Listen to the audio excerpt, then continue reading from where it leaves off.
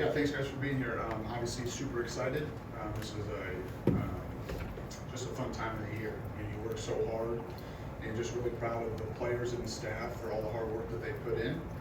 And we're excited about the opportunity, against a program that lots of coaches on our staff have familiarity with, and the staff that we have a tremendous amount of respect in. With Coach Helton, Coach Summers, they have other members of their staff that has experience in this league and in other great conferences, and they have players that have played in this league as well. So tremendous opportunity, tremendous challenge, and super excited and super proud of the work that the staff and the players have put in up to this point. And we know that's just beginning. So with that, I'll open up for questions. Let's go starting to right with Matt.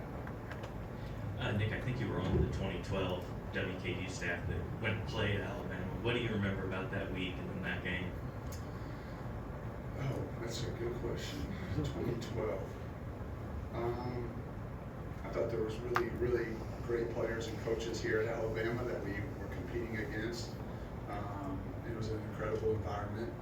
I can remember, just the songs, the pageantry, the history, tradition. You certainly feel that when you come to a place like Alabama. I can remember specifically hearing Coach Bryant's voice about calling your mom. I remember that being played over the big screen. So it wasn't the most enjoyable day for the Hilltoppers, but our kids battled hard. We had a lot of really good players there at Western Kentucky during that time, and obviously Alabama did as well. So it was an incredible environment, to coach in and compete in. Stay on the right side, front row with Nick. Yeah, what would you like to see from Jalen in this first game? Well, I think all of our players were looking for execution.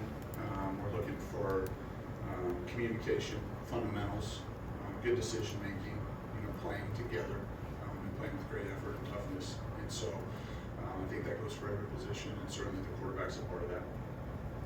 Go to the left side, Cody.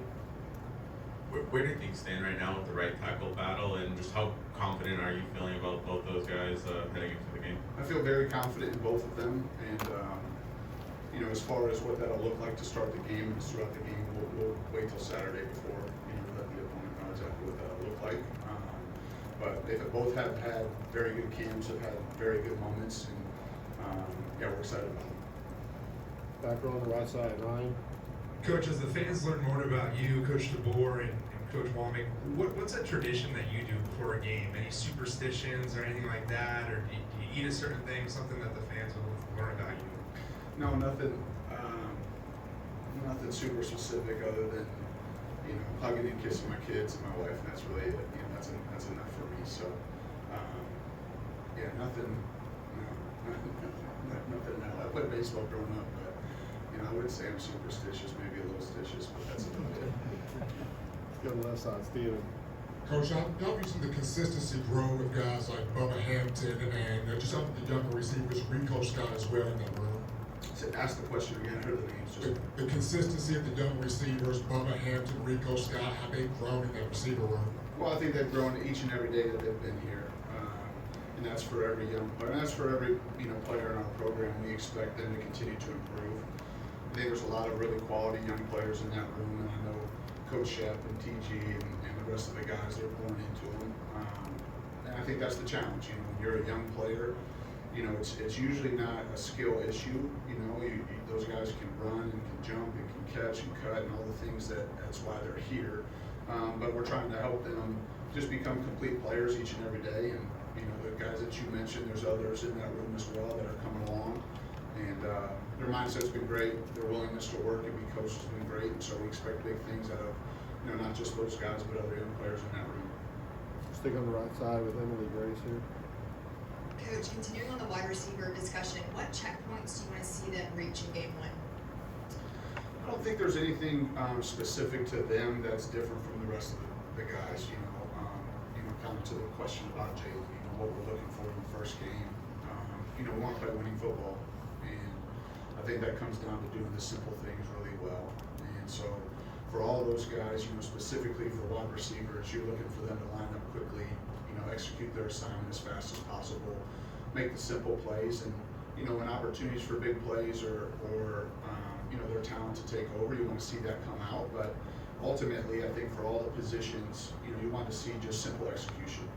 good communication, good fundamentals, you know, alignment, assignment, technique, those types of things. That's what we're looking for. Right side here, Charlie.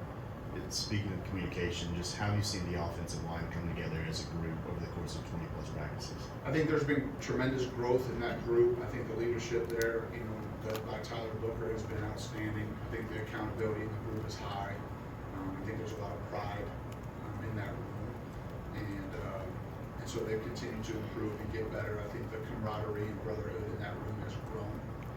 I think you see guys that genuinely care about one another. I think you see guys that are willing to confront and demand each other because they know that they trust those people. You know, they know that each one of them has each other's best interest in mind. And so, yeah, there's been a lot of growth, and I think Coach Cap's done a great job, as well as the other young coaches in that room. They've done a really nice job. Jump on the far left side there. Hey, Coach, from a health standpoint, can you just give us an update on the status of running back Jim Miller, Jaden Roberts, and other dudes that were just nicked or banged up throughout fall camp? Can you just give us a status update coming up? Yeah, I appreciate the question, but no, I'll let Coach handle all those questions.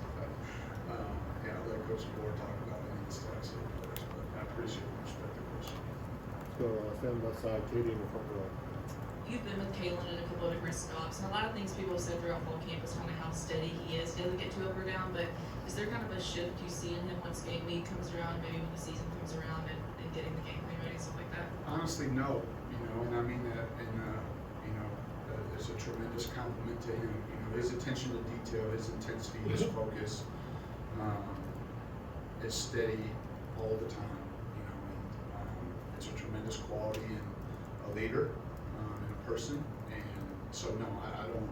You know, we don't get to game week and then all of a sudden you see a different person. You know, not at all. His attention to detail is year round.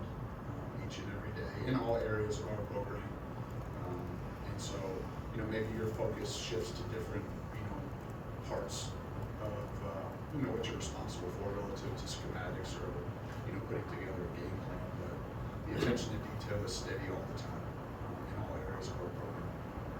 We have time for another one or two questions. If there are any out there. All right, Coach, you good? Oh, do we have one? Jamie, go ahead. Yeah. Sorry, Jamie. Hey, Coach. Saban on game day talked about how he visited the second scrimmage, and he said the culture is still the same right now as it was when he was coach. Can you describe the culture here at Alabama? Well, I think it's one that's constantly evolving with each new group of players. I certainly think I appreciate Coach saying that.